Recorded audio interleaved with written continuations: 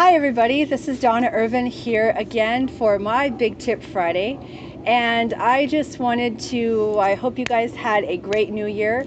We're now into 2018, guys. This is crazy. It's going so fast. But today I wanted to go through a little bit of goals versus New Year's resolutions.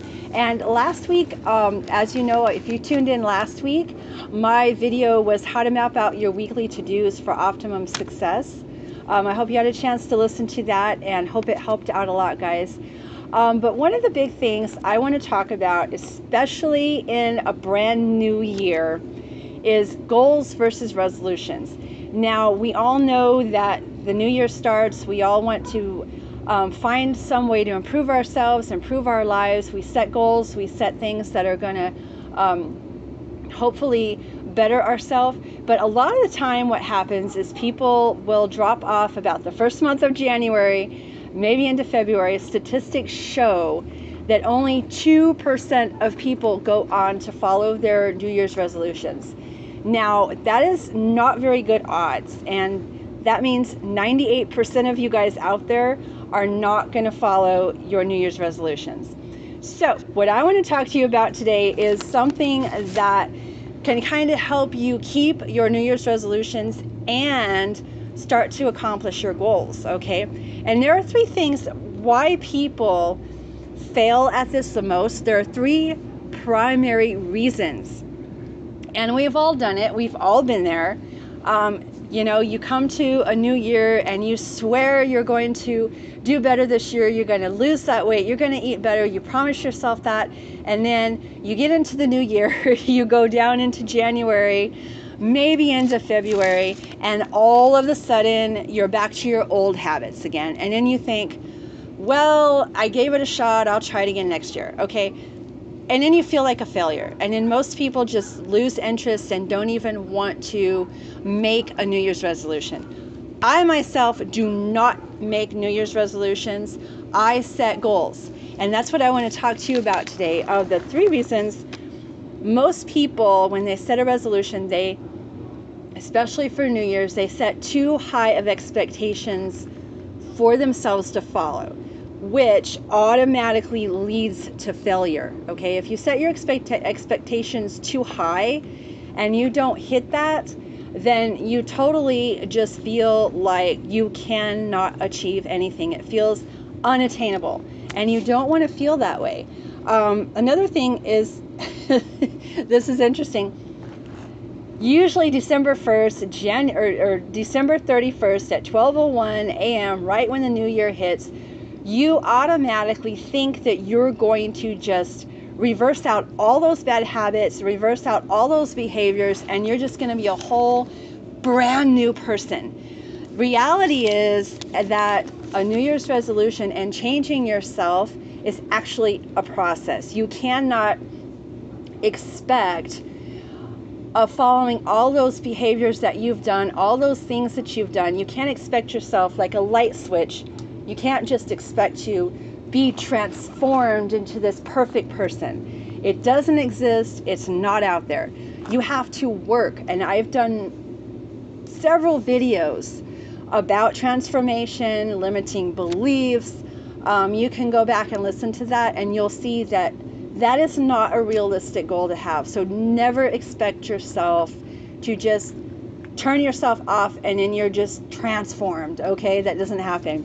Another one is most people, when we get into the new year and we go out there and we're going to the gym, we promised ourselves we're going to go to the gym every day. We're going to lose that weight. We're going to eat better. We're not going to eat that junk food and those bag of chips. And you start seeing maybe you don't see instant gratification. You follow your resolution or goals for about 2 or 3 weeks, maybe 4 if you're lucky, and you don't see results. And that will, right there, you start thinking, okay, well, I'm not seeing anything. I'm just going to stop doing this. Instant gratification, that's what we're in, is an instant gratification world. That is not reality. It's not going to happen. You're not going to just drop that 25 pounds in one day. Okay, so it really takes time to do all this. So rather rather than setting yourself up for failure, I have found a better way to do this. And this is why I want to go through the differences and the similarities with goals and resolutions. They're kind of familiar. They're kind of similar with each other, but they have very different focuses attached to them. Okay, so you want to be thinking in the terms of setting goals along with your New Year's resolutions. Now, you might become confused and go, okay, well, like, what's the difference here? Well, number one, a goal is something you set out to achieve, and it usually has a timeline. Like, say you do want to set a goal to lose 25 pounds, and you want to do that in, say 6 months, okay? And everybody varies, but let's say that is a goal, and you give yourself a date. So that would be in June. 6 months from now would be June. So say a goal of yours is to lose 25 pounds by June 30th, 2018, okay? And a lot of people don't have the discipline to do that, so they kind of drop off the bandwagon and they don't do anything more. The thing is, a goal, you actually have to plan it. You have to strategically, it gives yourself a direction to go. So it includes planning, it includes thinking about writing your goals down. And the big thing that people don't follow, guys, it takes action. How are you going to lose those 25 pounds? Are you going to just sit there and wish that you lost the weight? Are you going to go out? Or are you going to go out and go to the gym? Are you going to get a home video? Start working out at home. Plan the days you're going to do this. Plan it Monday through Thursday, Monday through, whatever day. Set a date and set a time that you're going to start doing your exercise. That's the only way that a goal can turn into a resolution. And what I mean is, goals provide an end point. So once you reach that goal, okay, so say it's June, you've lost your 25 pounds, you actually have an end point. That is the end of that goal. You've set that goal, you made the goal. So what do you do now? This is where resolutions come in, which usually a resolution is a promise that you made to yourself. So those people that go, I promise I'm going to lose 25 pounds and I'm going to stop eating, that's a promise you made to you. Now, the promises and the actions, they're two different things. That's why a lot of people fail at resolutions, because they promise themselves they're going to do this, they're going to lose weight, they're going to eat better, they're going to improve their relationships with their families, they're going to go out and do this and do that, run a marathon. Okay, that's great. It's great to have a vision and it's great to have a goal, but if you just promise yourself that and you don't know how to plan it, you don't know how to take action, that's where people fall off the bandwagon. So a resolution is more of a long-term thing. So just because you lost the 25 pounds, say by June, this is a good example for everybody. What are you going to do after that? Okay, yeah, you've lost the 25 pounds, you're looking great, you feel great. Now what? The resolution is a long-term plan. So you maintain that weight. You keep exercising. You keep doing all the things that have improved your health over the long term. And that's the big thing that people get frustrated about, because they think, again, instant gratification. I want it now and I want it this moment. Okay? Yeah, it took you a long time to lose the weight. Now you can maintain. You can still continue to eat better. You continue taking that daily action to turn it into a lifelong resolution, because resolutions, guys, are meant to improve your life. They're meant to improve something about yourself or maybe your relationships. And that's where it really makes a difference in your life, is if you do that. So for example, another thing too is taking it slow. So I go back to the weight loss thing, because it's a lot of people can relate to that. So like, you want to lose 25 pounds. Let's go back to this. What if you lose 2 pounds a month? Okay, for January, you lose 2 pounds, February, 2 pounds, and so forth until you hit your 25. In little small bites, you can manage that, right? You can lose 2 pounds in 1 month, right?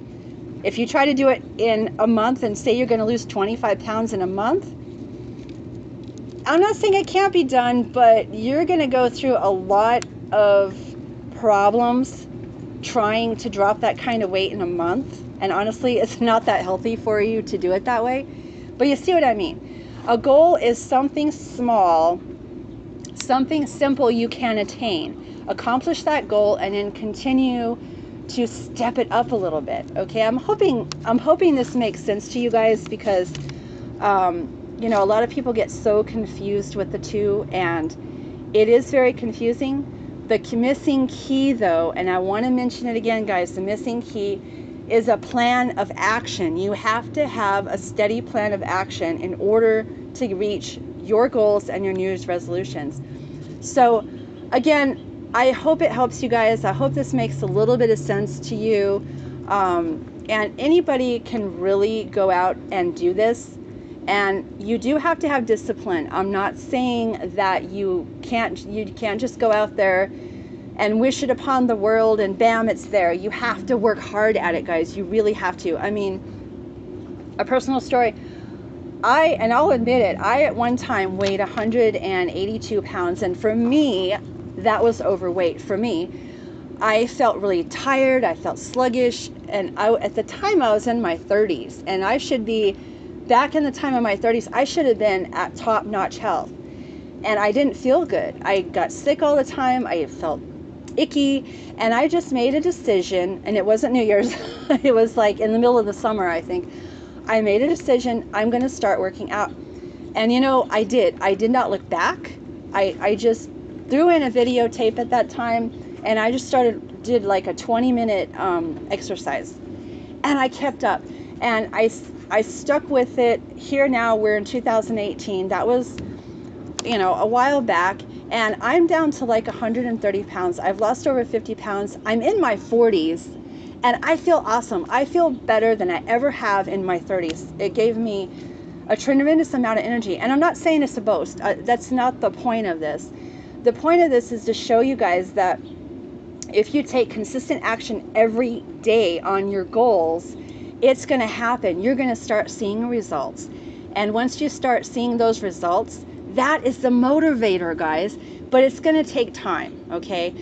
All right, I will close off for now. I know I'm kind of going off the deep end here, as I always seem to do with my videos.